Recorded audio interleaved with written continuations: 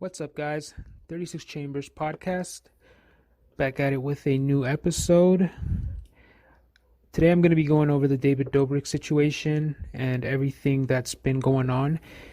It's a subject that's been evolving day by day, and I'm a fan of David Dobrick, so I just want to give my opinion on everything that's been going on. If you're tuning into our podcast for the first time, I really appreciate it. My name is Alex.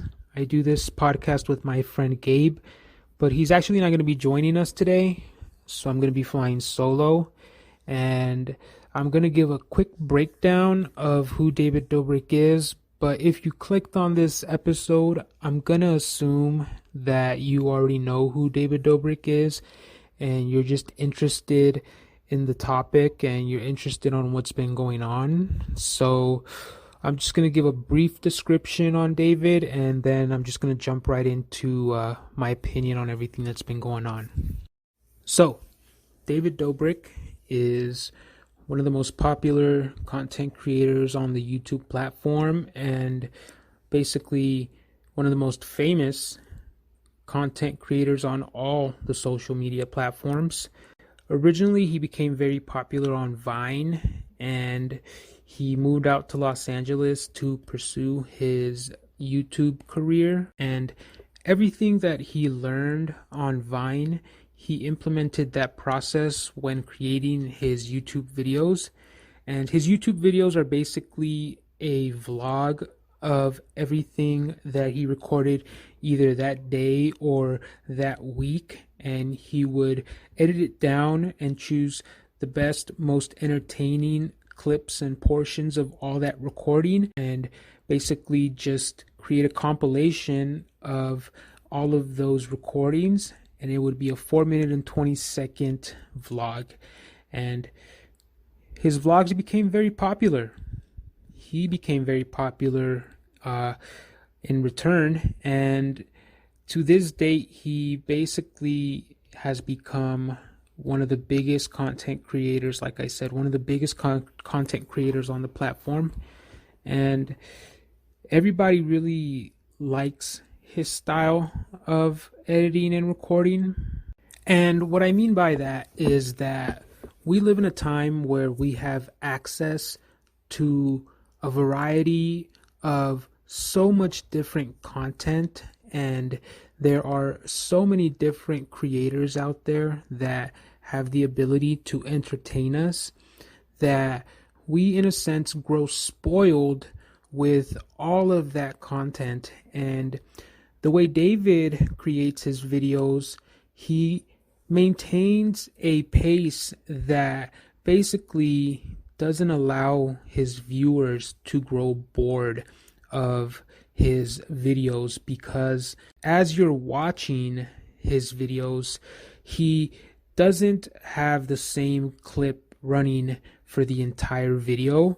So he's feeding you different clips, and he doesn't allow you to grow bored with whatever you're watching. So he's constantly feeding you something fresh in his videos. So that's one thing that allows his viewer to maintain attention and basically remain entertained. And that style has allowed him to basically grow very popular. And one thing that I think he didn't count on is the amount of popularity that he has acquired.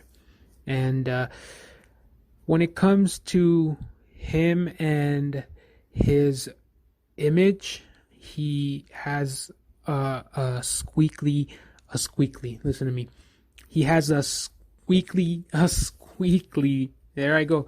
He has a squeak. I'm just going to go ahead and skip that word.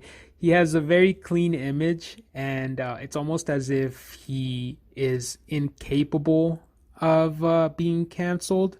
So with everything that's going on right now, it's very interesting to see how he's handling it. So with what's going on right now, so David has a friend called Seth, So he's been in David Dobrik's vlogs in the past, and David pulled two pranks on him where Seth thought he was kissing a girl under a mask, and he basically was kissing Jason Nash. And for those of you who are familiar with everything, I don't really have to break down what's been going on, but for those of you who are not, Jason Nash is one of David's friends, and Jason was also a very popular Vine creator. David was actually a very big fan of Jason, and David actually met Jason at a time in Jason's life where he was basically in a downward spiral when it came to his career, and David was actually in an upward trajectory. So he met Jason at a comedy club when Jason was doing stand-up, and to this day Jason says how much he respects David and how much he thanks David for saving his career. Personally, one of my opinions is that he basically was a godsend to David. Actually, when I look back and I think about David's videos before Jason was included in them and after Jason was included in them, it's a day and night difference, because Jason is so naturally funny, so naturally entertaining, that the impact that he had on David's vlogs is amazing. So when people say that, or when Jason says that David saved his career, yeah, that's basically true because of where Jason was at that time. And I mean, it's nice that he thanks David, and it's right that he thanks David. But honestly, David meeting Jason is probably the best thing that happened to David, or if not one of the best things that happened to David, because the quality of his vlogs basically skyrocketed because of Jason and the skits that they now included in his vlogs. I mean, some of those skits weren't necessary because you could see how Jason didn't want to do them, and he basically did them for the vlog. But some of the skits, like Carmelita, are so hilarious and so funny that, I mean, no one else could have pulled off something like that.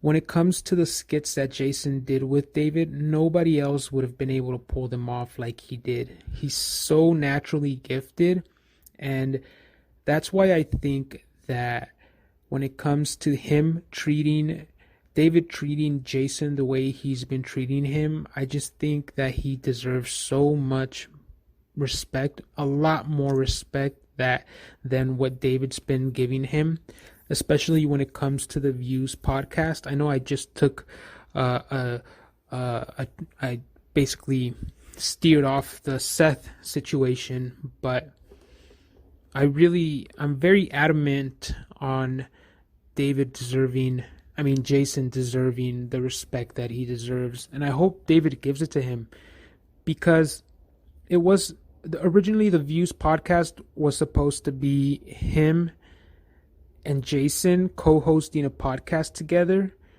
and it's now turned into the David Dobrick show with Jason Nash as filler, as a comedy filler for Dead Space. While David is interviewing his guests, Jason Nash just fills in portions of the recording with humor, and he doesn't deserve that. I hope David sees that, and I hope he gives Jason the respect he deserves. Now, when it comes to the Seth situation and him and Jason pranking Seth, here is how I feel on that situation. Okay, so David and Jason prank Seth. And naturally you could see that Seth wasn't really, for lack of a better word, he just didn't appreciate that they did that to him. And, I think that since Seth believed that these were his friends, I think he would have really just let it go and it wouldn't have impacted him the way it did. And I'm actually talking about both pranks because they did it to him 2 times. So I think that the reason that Seth basically took the approach that he eventually went with is because David stopped talking to him. And I think that was a bad decision on David's part. It made it really look like he used Seth. And I think that's how Seth felt. I think he felt used. And I think he began to just think about everything that happened. He began to go over all of his feelings and everything that he basically was put through. Because when I look back on the pranks, especially on the second prank, why did David have to use gorilla outfits? That wasn't necessary. When it came to other pranks, why did he have to use a refrigerator filled with watermelon? Things like that. Why did he have to prank him with blackface? It just made David look really bad. And it's interesting how he didn't receive any attention for those things the way he should have. That's why I say that he has this excuse me, baking powder. Yeah, he just has this image that almost makes him impenetrable. And I just feel that when it comes to everybody wanting David to address this situation, I think that he is going to address it, but I don't think he's going to apologize. The reason I don't think he's going to apologize is because, first of all, I think when all of this originally happened, I think David was pulled aside by his legal counsel, and they were like, "You're an idiot. Why did you do that? You know that he can actually take legal action against you, especially when you went over it on your podcast, And I think they told him to never bring it up again, to just shut up about it, and especially not apologize. Why? Because if he apologizes, that means he's admitting guilt to a possible crime. And if you're familiar with this topic, you know what possible crime I'm talking about. And it rhymes with, the first word rhymes with sensual, and the second word rhymes with vault. So it gives Seth, all the opportunity to take legal action against David. And that is why I feel all the leverage, not opportunity, all the leverage to take action against David. And I think David's just playing it safe, and he's not going to bring this up. I don't know why if he did have Scott bring it up, I don't know why he had Scott bring it up. I mean, that was just a terrible decision, and Scott deleting the video and apologizing just lets you see that that was a terrible decision.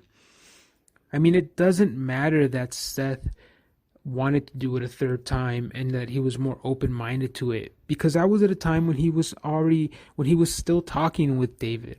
So I think that if David would have never stopped talking to him and they would have done it a third time, I don't think he'd be in this situation. I think the fact that he stopped talking to him is what created this for him, because I think Seth was like, dude, why are you not talking to me? Like, I thought we were friends. So that's my opinion on the matter.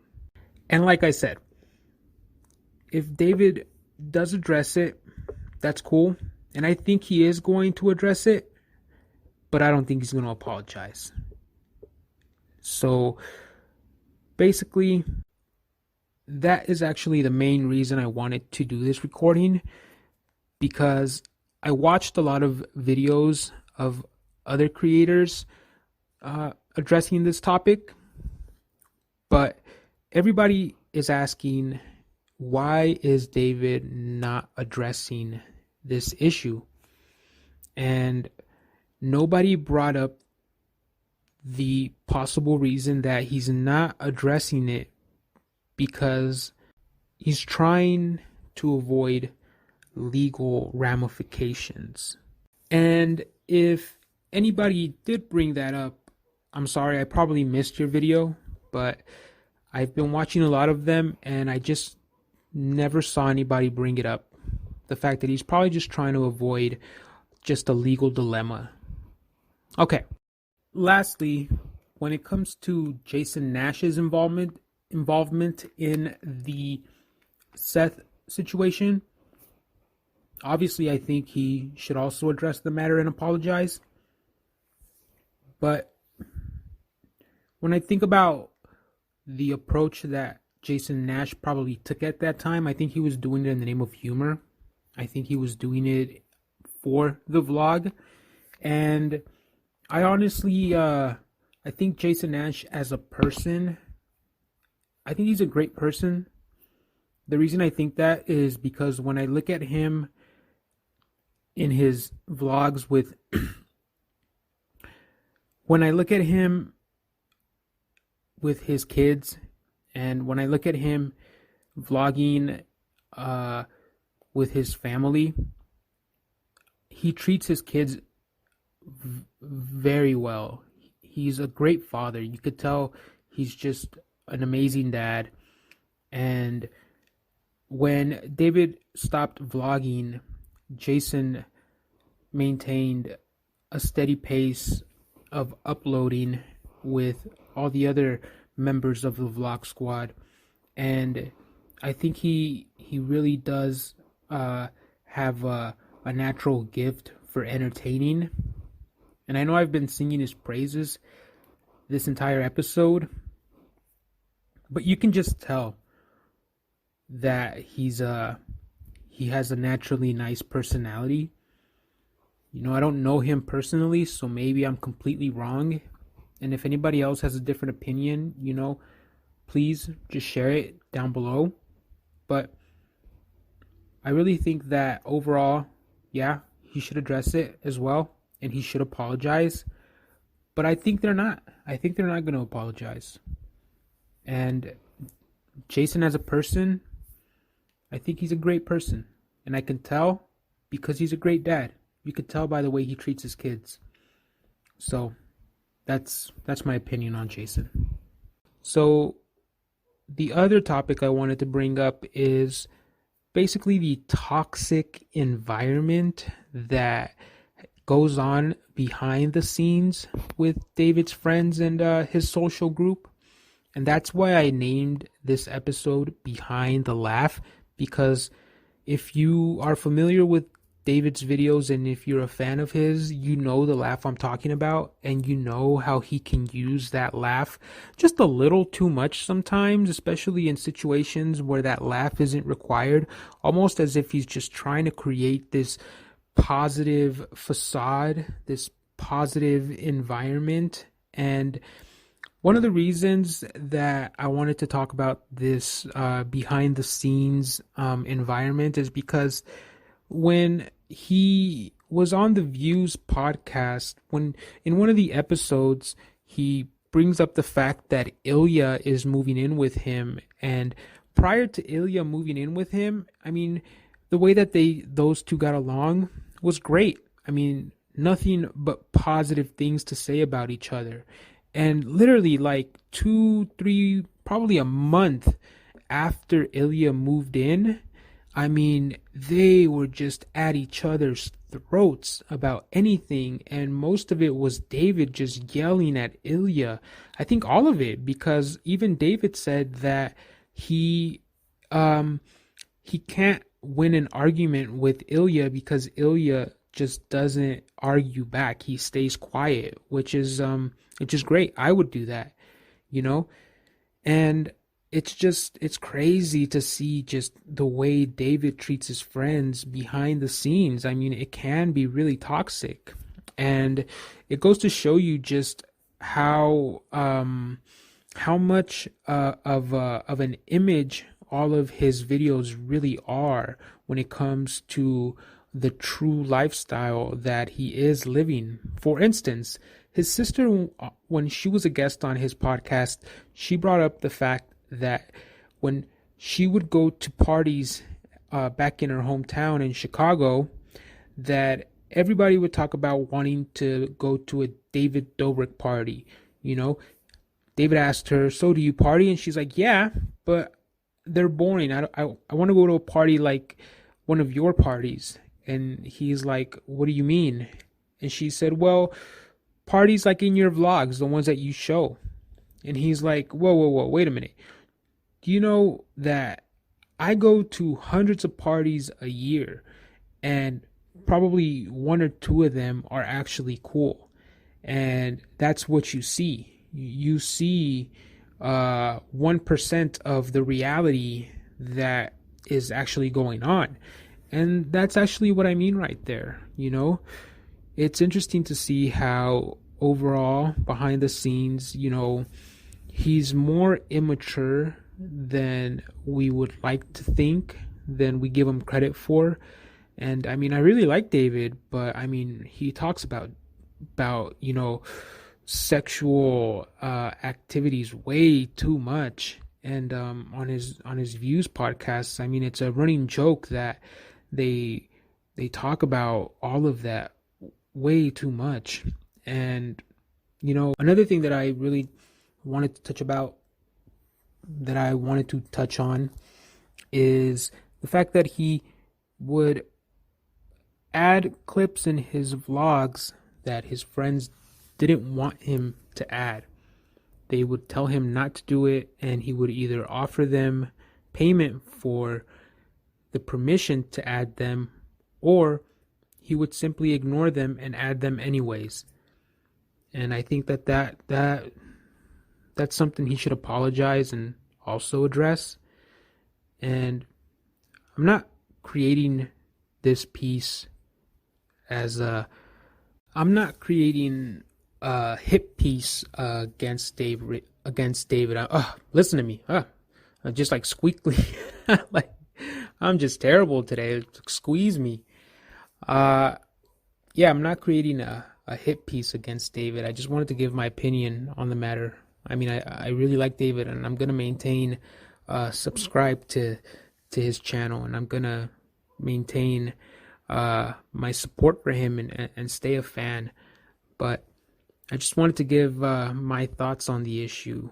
And to summarize, when it comes to Jason, I hope he gives Jason more respect because he deserves it. I hope he gives him more time on the Views podcast. When it comes to Seth, I think David is going to address the issues, but I don't think he's going to apologize. And when it comes to the toxic environment behind the scenes, I just hope he treats his friends better, because they deserve to be treated better, and they really played a big role in his success. He was behind the camera. A lot of the things that went on in his vlogs, or all of the things that went on in his vlogs, were because of his friends. So that is basically my opinion on everything. If you have a different opinion, or if you want to just share your thoughts on everything, please just comment down below.